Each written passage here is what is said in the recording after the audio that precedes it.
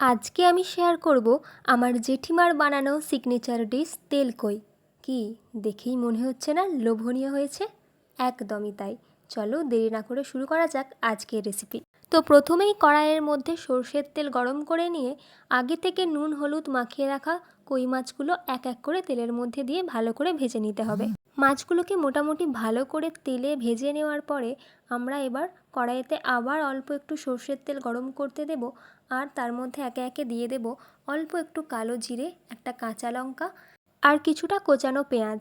তারপর খুব ভালো করে পেঁয়াজটাকে তেলে একটু ভেজে নেওয়ার পরে আমরা আগে থেকে তৈরি করা একটা মশলা এটার মধ্যে দিয়ে দেব। তবে মনে রাখবে পেঁয়াজগুলো কিন্তু ব্রাউন হওয়া পর্যন্ত অপেক্ষা করবে, তারপরেই কিন্তু মশলাটা দেবে।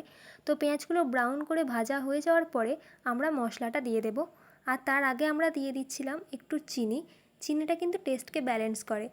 এবার আমরা দিয়ে দেব আগে থেকে তৈরি রাখা মশলাটা। এটা কিছুই না, জাস্ট আদা রসুন পেঁয়াজের পেস্ট। তোমরা সেটা পরিমাণ মতো বুঝে দিও। তারপরে আমরা দিয়ে দিয়েছিলাম হলুদ গুঁড়ো, লঙ্কার গুঁড়ো, একটু কাশ্মীরি লঙ্কার গুঁড়োও দিয়েছিলাম যাতে রঙটা ভালো হয়। তোমরা চাইলে কিন্তু অবশ্যই স্কিপ করতে পারো এটা। আর তারপরে দিয়ে দেব অল্প একটু ধনে গুঁড়ো আর জিরে গুঁড়ো, আর অল্প একটু টমেটো সস। সব কিছুকে খুব ভালোভাবে মিশিয়ে নিয়ে দিয়ে দেবে প্রয়োজন মতো লবণ, যেটা আমি একদম ভিডিও নিতে ভুলে গেছি। তোমরা কিন্তু দিতে একদমই ভুলবে না। তারপরে ওপর থেকে দিয়ে দেবো কিছুটা পরিমাণ কাঁচা সর্ষের তেল। হ্যাঁ, এটা কিন্তু স্কিপ করবে না। লাস্টের দিকে তেল দিলে সর্ষের তেলের ঝাঁঝালো গন্ধটা ওটা তেলকইয়ের মধ্যে পাওয়া যায়, আর টেস্ট কিন্তু খুবই ভালো হয়। যাই হোক, অলমোস্ট শেষের পথে। এবার শুধুমাত্র মশলাটা ভালো করে কষাও আর তেল ছাড়া পর্যন্ত অপেক্ষা করো। তারপর যখন দেখবে এরকমভাবে তেল ছেড়ে আসছে, তার মানে মশলাটা কষানো হয়ে গেছে। হ্যাঁ, এবার একটা মেন ইনগ্রিডিয়েন্ট দিয়ে দেবো, এটা হচ্ছে পোস্ত বাটা। এই পোস্ত বাটাটা তেলকইয়ের মধ্যে দিলে এত ভালো খেতে হয়, আমার কথায় অন্তত একবার ট্রাই করে জানাইও কিন্তু কেমন লেগেছিল। ঠিক আছে, তারপরে প্রয়োজন মতো জল দিয়ে দেবে, যতটা গ্রেভি তোমরা বানাতে চাইছো।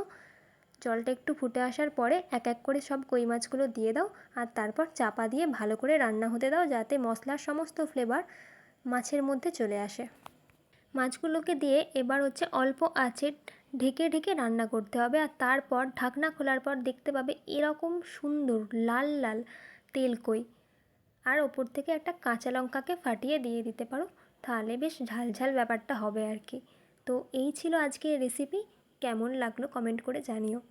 আর এবার তোমরা কোন রেসিপি দেখতে চাও সেটাও কিন্তু কমেন্টে জানাতে একদম ভুলবে না। আর পারলে সাবস্ক্রাইব করে নিও। সকলে ভালো থেকো, সুস্থ থেকো।